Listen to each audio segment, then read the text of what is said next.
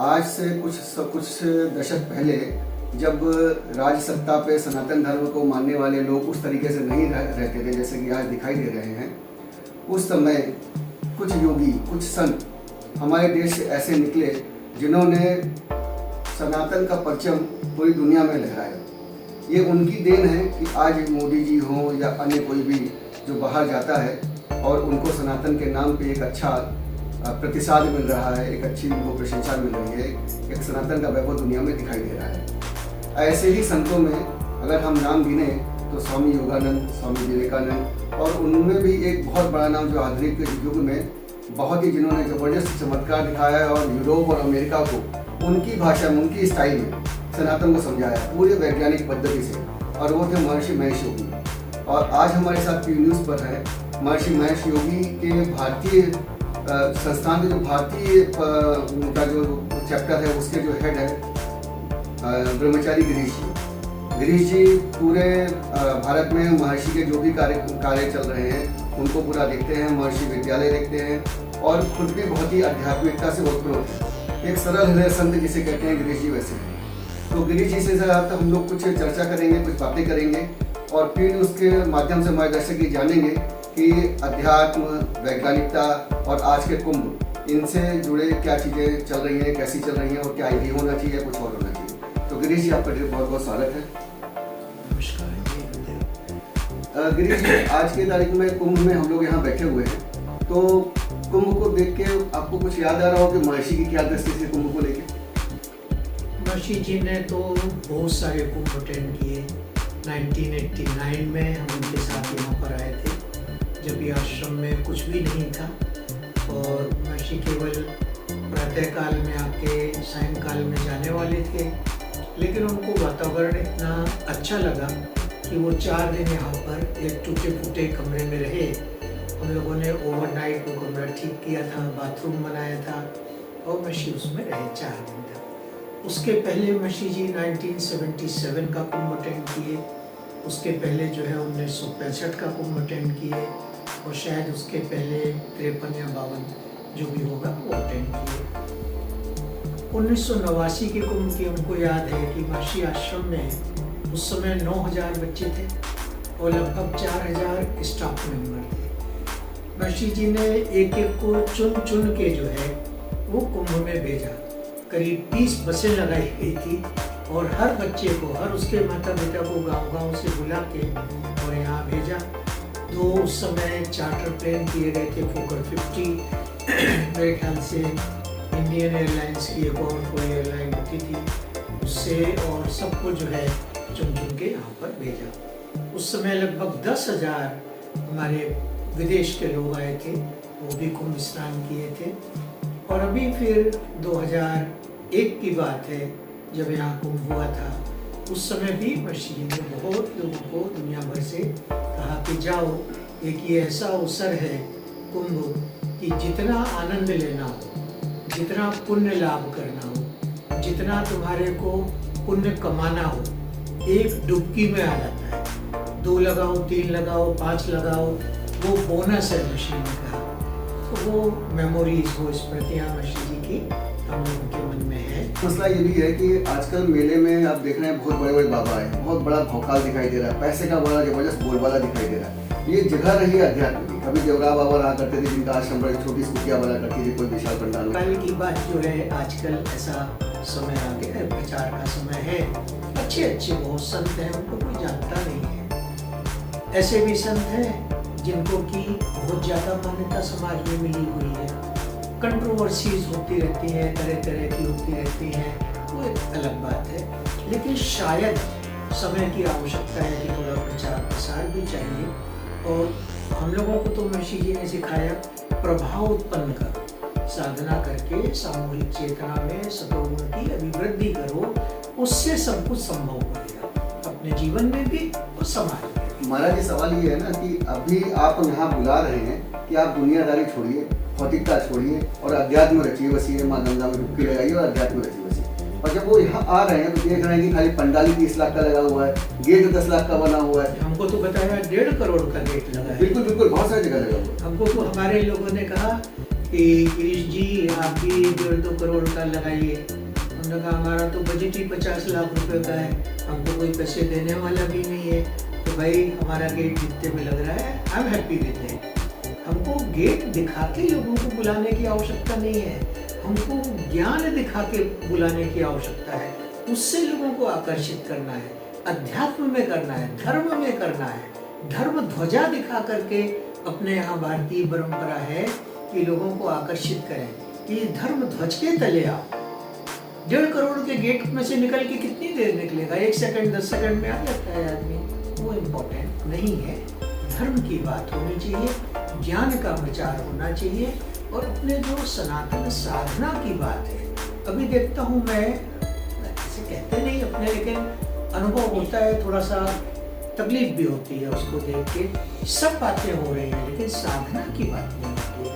बिना साधना के मशीह 2-3 शब्द बड़े अच्छे कहते थे साधना होगी तो साधना अपने आप जुट जाएगा। तो मशीह हर चीज़ का प्रमाण कहते थे कि होना चाहिए। तो हम लोगों ने पूछा कि मशीह जी इसका भी प्रमाण है क्या कोई, कि साधना होगी तो साधन होगा? मशीह बोले हाँ। एक और वाक्य है उपनिषद का, क्रिया सिद्धि सत्वे भवति महताम नोपकरणे। वो क्या है? क्रिया की सिद्धि जो है सत्व से होती है, किसकी? जो महान लोग होते हैं, उपकरण से नहीं होती। तो अभी गेट लगा लेना उपकरण हो गया। नहीं, अभी इस बार तो एक और चीज नई ऐड हो गई है कि मॉडल्स आ रहे हैं और कुंभ में चर्चा उन्हीं की हो रही है।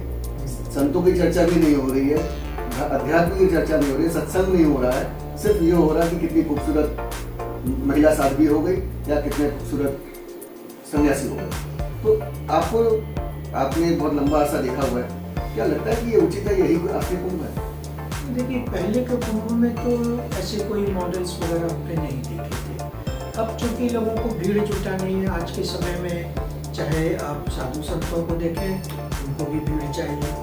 अभी आप जो है पॉलिटिशियंस को देखें, हमारे यहाँ भी हम कभी कभी इनवाइट करते हैं कोई मिनिस्टर्स को, कोई अच्छे पॉलिटिशियंस को। कहते यार गिरीश जी आपने बुला तो लिया, 2,000 लोग हैं, हम लोग की तो आदत पड़ी 10,000 लोग को देखने की। तो मैंने कहा साहब मैं भी अगली बार बुलाऊंगा तो 50,000 बुला लूँगा आपके लिए। वो हंसते सब, अपने मित्र लोग हैं। तो शायद ऐसा एक समय हो गया है, अट्रैक्शन हो गया है लोगों को जुटाने के लिए। कोई एक्टर एक्ट्रेसेस को बुलाते हैं, कोई बड़े फेमस म्यूजिशियंस को बुलाते हैं। हमने तो हमारे स्कूल के जो टीचर्स हैं, बच्चे हैं, उनको भजन गाने को बुलाया है। गिरीश भाई, क्योंकि महर्षि का मैक्सिमम जो काम रहा है वो बाहर रहा है, बाहर की दुनिया में रहा है, तो वहाँ तो पैसे का बोलबाला पहले से भी था। तो आपको क्या लगा कि महर्षि का जो ओवरऑल काम रहा है उसमें वैभव ने ज्यादा काम किया या महर्षि की अपनी जो सिद्धियां थी उन्होंने ज्यादा काम किया? ये वैभव देख के और वो वैभव देख के आपको दोनों की तुलना करते हुए कैसा लग रहा है? देखिए ज्ञान का जो वैभव है, जो भगवान ने गीता में बड़ी अच्छी बात करी है, क्या थी वो? पश्चिमे योग में ऐश्वर्य, मेरे योग का ऐश्वर्य देखो। उन्होंने मेरे धन का ऐश्वर्य तो नहीं कहा, भगवान नारायण थे, वो कहते हमारी लक्ष्मी जी का वैभव देखो, नहीं। उन्होंने तो योगस्था को कर्माणि बताया, योग में स्थित होके कर्म करो, उसका परिणाम देखो, उसका वैभव देखो। योग है कर्मसु कौशलम बताया, योग से कर्म की कुशलता। महर्षि जी ने भी प्रचार किया, मीडिया का उपयोग महर्षि ने शायद जितना किया, अभी मैं कहूँगा कि उतना किसी ने नहीं किया। अब एक अलग तरह की मीडिया का प्रयोग हो रहा है, प्रचार हो रहा है, लेकिन महर्षि जी की कॉन्फ्रेंसेस देखी हमने 1983 में वाशिंगटन डीसी में, जब 300 जर्नलिस्ट थे एक हॉल में, प्रिंट मीडिया के, तब ना यूट्यूब था, ना व्हाट्सएप था, ना मेल थी। लेकिन हाँ, उस समय के टॉप चैनल जो मुझे मालूम है, जिसमें मैंने इंटरव्यू दिए हैं, CNN था, BBC था, एक ABC चैनल होता था वहाँ पर बहुत फेमस, एक फॉक्स न्यूज़ होता था, एक US टुडे होता था, एक और होता था वाशिंगटन डीसी का बड़ा फेमस, मैंने कई बार इंटरव्यू किया। इधर जर्मन चैनल्स होते थे। तो 300 लोगों की प्रेस कॉन्फ्रेंस मशीन की 1983 में देखी है मैंने। वो भी एक समय था। तो प्रचार तो चाहिए, लेकिन मशी जी ने ज्ञान का, मशी ने कोई मॉडल को बैठा करके बाजू जी, में बस प्रचार यही- नहीं किया। यही बात है, जी। मशी जी ने वैद्यों को बैठाया बाजू में। आप पुरानी पिक्चरें देखेंगे तो वैदिक स्कॉलर बैठे हैं मशी के पास में। मशी जी के पास में उस समय नोबेल विनर्स जो होते हैं प्राइज, फिजिसिस्ट बैठे हैं। जैसे हमने यहाँ पे भारत में भी देखा है कि कलपात्री जी महाराज रहे हों या देवराहा बाबा रहे हों या किसी मॉडल या हीरो हीरोइन को बुला के इन्होंने अपनी सिद्धि नहीं हासिल की, उनके नाम से लोग आते थे क्योंकि उनके पास कुछ मिलता था लोगों को देने के लिए, ज्ञान मिलता था, ज्ञान मिलता था, आशीर्वाद मिलता था, बिल्कुल। तो अभी ये जो बाबा दिखाई दे रहे हैं, ये इस तरीके से जो व्यवहार कर रहे हैं, आपको लगता है कि अध्याय ये भारतीय सनातन परंपरा के अनुकूल है, भारत के सनातन परंपरा के हितकारी है? क्या कह सकते हैं? गोस्वामी तुलसीदास जी तो कह गए हैं, हंस चुगेगा दाना तिनका, कौआ मोती खाएगा। तो किसको संत कहें, किसको क्या कहें, पता नहीं अपने को जो है। लेकिन हाँ, फोकस सबका निवेदन, हम तो निवेदन शब्द करेंगे सारे संतों से, महात्माओं से, आचार्यों से, महामंडलेश्वरों से, मंडलेश्वरों से। आचार्य महामंडलेश्वर मिलते रहते हैं, हम उनके दर्शन को जाते हैं, आशीर्वाद प्राप्त करते हैं। उनसे एक ही निवेदन है कि जो भी कार्य करें, साधना को उसमें जरूर जोड़ें। केवल मस्तिष्क के स्तर पर नहीं होगा।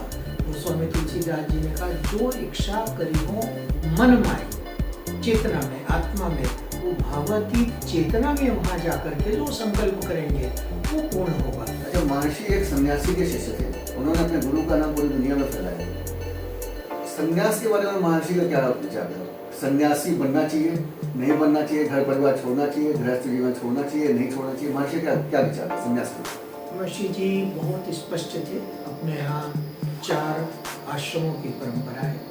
ब्रह्मचर्य होता है, फिर गृहस्थ होता है, फिर जो है वानप्रस्थी होता है, फिर सन्यासी होता है।